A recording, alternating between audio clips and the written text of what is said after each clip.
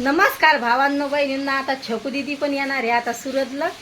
आता दणदण घर वाटण. आता उन्हाळ्याच्या सुट्ट्यात लेकरं घरी आले, पण मला मग मैत्रीण होती ती सोबत यायला.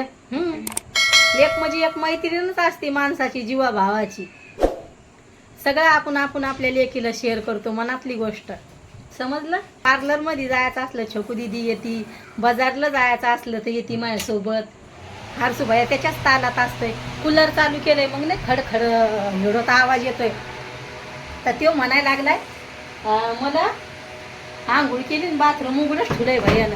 ती म्हणतोय मला एकट्याला मजा येते. म्हणजे मित्रमंडळी आहे मस्त. लगे सकाळी 5:30लाच उठला. 5ला का कधी 4:30लाच उठला. मग ते उठलात मला झोप आहे ना. मग म्हणे मम्मी माया बरोबर तू कशाला उठती म्हणे. मग ती गेला. मग लय सकाळच लवकर व्हायला गेली. मित्राचा फोन आले मग भैया गेला. आता तुमच्या ताईला मस्त मेहंदी काढायची. आता छकू दीदी आल्यावर उद्या काढीन. आता मस्त हात भरवतील म्हणलं गावाकडूनच मेहंदी आण. आता परवा दिवशी लग्नाची तारीख येईल म्हणजे मग मेहंदी काढणं हे ते चालूच राहते. आणि इकडे काय गजरे भेटत नाहीत चांगले, असं होतंय. छकू दीदी म्हणे मम्मी मी तुला गावाकडूनच मेहंदी आणते म्हणे. म्हणलं आण म्हणलं बाळा. आता त्याला 4:30ची गाडी. आता लय उशीर आहे. लगे दुसऱ्या गावाला जावं लागतंय. लगे ट्रॅव्हल्समध्ये बसायला लय बोर होतंय. उन्हाळ्यात गावाकडचा प्रवास माणसाचा लय बोर होतोय का लय होतोय. लय लगे हरसू भैयाला उन्हाळ्याचा प्रवास आवडतच नाही. म्हणतोय उन्हाळ्यात नकोच. आता एकच बांगडी राहिली. आता म्हणलं जाऊ द्या ना. आता परवा दिवशी म्हणजे ढिल्ल्या बांगड्या साडीवर पैठणीवर याच्यावर मग थोडीशी तयार होईल लग्नाच्या तारखेला. परवा दिवशी उद्या सगळं म्हणजे आज पार्लरमध्ये जाईल तर थोडं थांबून जाईन. आता भैया म्हणतोय आत्ताच नको जाऊ उन्हाचं, संध्याकाळच्या टायमाला जाईन 5:30ला. आहे ना भैया? असं करेन मी. जायला असलं भैयाला करमत नाही.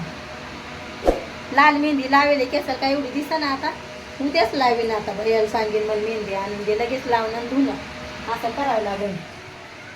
आता भैयाला लागली भूक. आता आपली मुंगाची डाळ संपली होती तर हे इकडचं दुकान बंद आहे.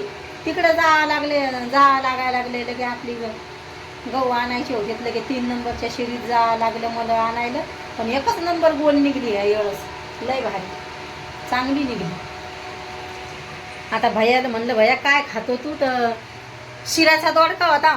डाळ दोडका. तर मग डाळ दोडकाच चांगला लागतोय. पण मग एक बटाका टाकला आणि बनवलं. आता हे पेपर आपल्याला हे झालंय म्हणून मी रेसिपी टाकली नाही.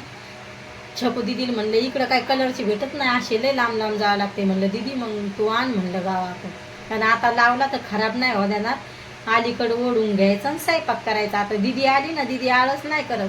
ती काय करत तिला काय म्हणून चाल मम्मी तिला आपण म्हणा संध्याकाळीच मग हेडो काढून ठेवायचा. सगळे म्हणते रेसिपीचे टाका हे टाका.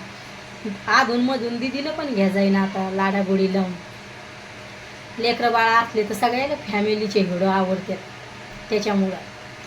आणि दाजी गावाला जायला असले तर माझी भाषी सोडतच नाही यायला. आता ती पण नाराज होईन. आता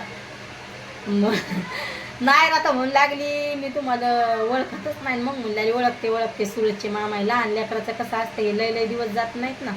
ह्या वर्षी दिवाळीला पण नव्हते आले हे. त्याच्यामुळं मी तर वर्षाच माहेराला जाते. ह्या बारच्यानं घर भरणी होती भावाच्या घराची.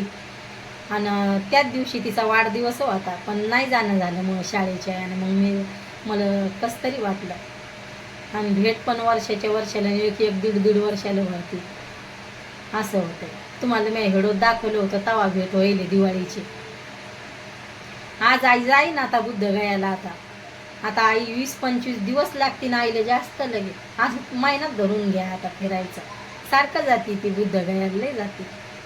तर आता आई जाईन तिकडं आणि तुमचे दाजी येतील इकडं. तर मग बाबाच घरी राहतील. काय नाही आमची रेखा घरी आहे. तर मग ती टिफिन बनवून बाबाची. आणि मग शेतात पण लय नुकसान करते तर बाबाला लवकरच जावं लागते. लगे आता जाईलेत बाबा. आता म्हणे मग रोही घुसतात. वानर घुसायला लागले तर रोही घुसतेत. पण लय मालाची नुकसान करते. हा का बरं? अरे मिरची पावडर संपलाय आणि मसाला संपलाय. आता मसाला म्हणला म्हणून ध्यान आलंय. मी मामीला सांगते आम्हाला मसाले पाठव. हा मी आता फोन लावते मामाला आणि म्हणेन बाबू आम्हाला मसाले पाठव, गावाकडचे मसाले लय आवडतात आपल्या भैयाला, असं सांगावं लागेल. म्हणे बाबू बस स्टँडवर जाय आणि मसाले पाठवतोय ते सांगितल्यावर. व्हिडिओ कसा वाटतोय नक्की सांगा भावांनो बहिणींनो कमेंटमध्ये. बाय भावांनो बहिणींनो, भेटते उद्याच्या व्हिडिओमध्ये.